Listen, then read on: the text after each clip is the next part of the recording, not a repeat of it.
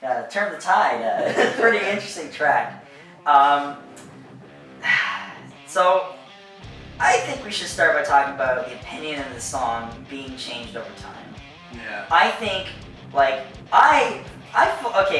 gonna defend myself for a second about it, because I fought fucking hard for this song over the years. I guess over the couple of years that we had this song together. I know that most of the other band members, like, if we had to cut a song, it was gonna honestly be this one, and I fought so hard for this song, and it is 100% biased because of the fact that me and Micho wrote this one together, and it was something, I guess, like because I had written the vocal melodies for it, that was like kind of my first really hard go at doing a vocal melody, and like also writing lyrics. That was like a together effort too between me and Micho. I think the riffs was pretty much all you. It was just like one of those things where I felt like because I had so much input in it this time around, I really wanted to like be like, this one was kind of my baby, but not really. Like it's hard to say. I were attached to it. I was attached to it. Yeah. To some degree. It's your baby in the way that you wrote the lyrics and the vocal melody. I can understand that. Yeah. But I feel like it makes sense that it wasn't a favorite strictly because of the fact that I feel like it's one of the deep cuts for sure on the album, strictly because every other song has like really big moments, and like Turn the Tide has like these really cool little moments. It was like a different vibe, I feel like. So I feel like that might be why. I don't know. I don't have all the answers. I just fucking defend this shit because I love Turn the Tide. It was definitely a matter like of time for us to kind of come around and be like, okay, this is actually fucking sick. It required like time and effort tweaking. Once like going to vocals, he had to make that melody his own, and what he needed to do. I basically just took it up an octave, honestly. Yeah, he sang it really low, which was surprising. Because you're such a little guy. You sang it so low. Yeah. I don't know if we still have remnants It's of somewhere. my vocal melody. There must be a demo. I think it's on the somewhere. track, yeah. But But it I was- remember that day because it was audition day. Mhm. And I remember feeling like pretty goddamn confident about the audition. Like I felt like I kind of rocked it, and I also felt like not that we knew each other for more than a couple hours, but it just like felt like there was like an energy in the room. Like I walked down, I had a Circa hat on. Jake recognized it was Circa, which is like doesn't say Circa Survive. It's just a Safe Camp thing. Yeah. So to recognize Safe Camp as Circa was like, cool, that's my guy already. And like just I don't know, like the whole basement jam space was like just so appealing to me. I'd always wanted like a band house, and you guys had that. He had me up there in his room, giving it a take at this brand new demo, and the current singer is like right behind me. And like I thought I did pretty well. Like obviously it was just sort of like I think I just did like an octave higher and just rolled with it and did this sort of raspy thing a little bit. And I just remember like Weecho's foot just like kicking T-Dog, just like, yo, are you hearing this shit? And they both like had this like these like eyes just looking at each we other. were definitely looking at each other like, yeah, Like, this is okay, working out. This This is working out. This is good. I saw that and I was like, okay, I'm pretty sure I'm in. It's funny you mentioned that like octave thing too. It's so funny. Like I wrote it lower, obviously because I'm lower, but like you're up here, and I don't know. I thought you were gonna be lower too. I was like, oh, you could definitely do that. And then you did the higher, and it just sounded fucking awesome. It was just perfect. It gives more excitement. It does, yeah, 100%. But it's crazy because I hear you singing around the house sometimes, and like you can go higher than me. I think your falsetto is like My falsetto is high, it's like yes. super high. But like I'm so scared of like, singing falsetto ever. It's so weird. Like except for in the house, obviously, because it's like you're here. But it's like I feel like I don't know if you feel this way. This is like totally off topic, but like oh my god, I get so fucking like paranoid and like self-conscious any moment where I'm like I hear Protest the Hero, Rhodey singing.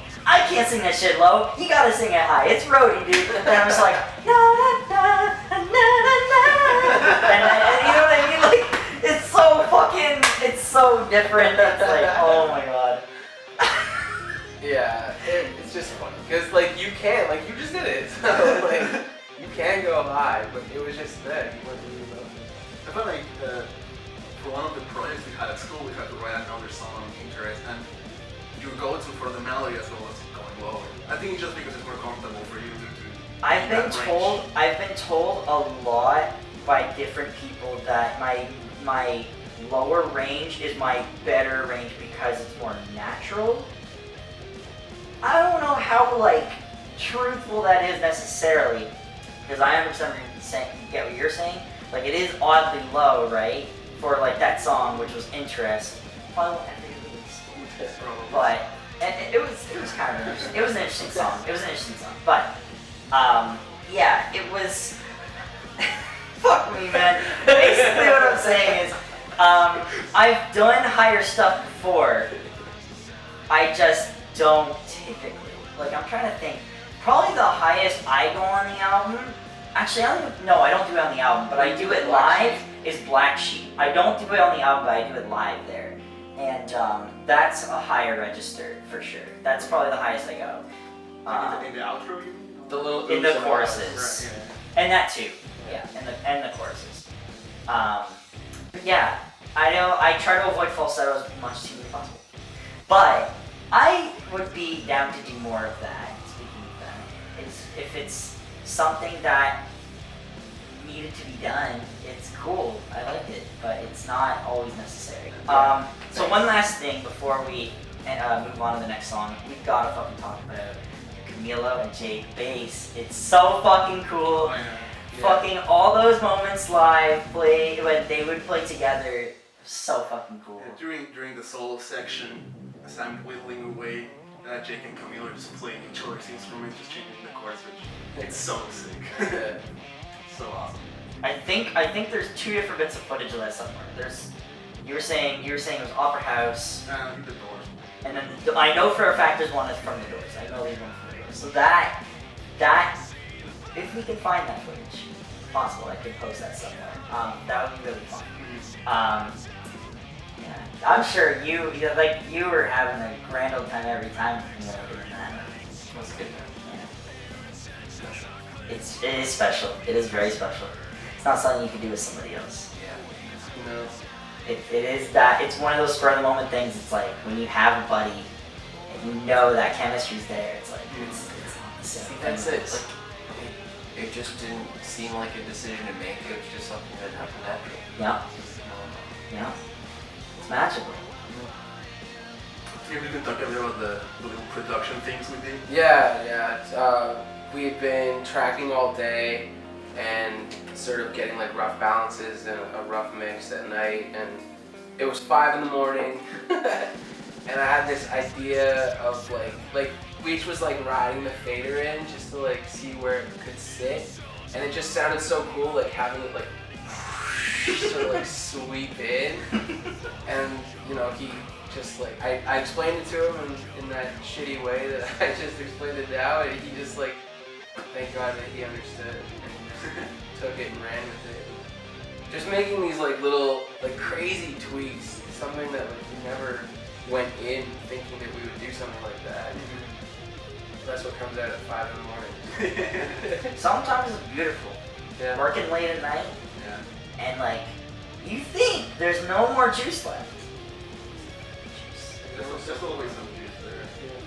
Well, they say that you're trying to do something, be creative or productive, and then you reach like a wall where most people are like, well, I think I'm all done for today. I'll keep trying tomorrow. But when you keep trying past that point, is where the fucking magic happens and cool ideas really come to you. Yeah. Yeah. And sometimes that place is at 5 in the morning. Sometimes it's at 7. You know? Yeah, Sometimes right it's- before going to bed. Right before going to Denny's, I think you mean. Oh my god. Oh my god.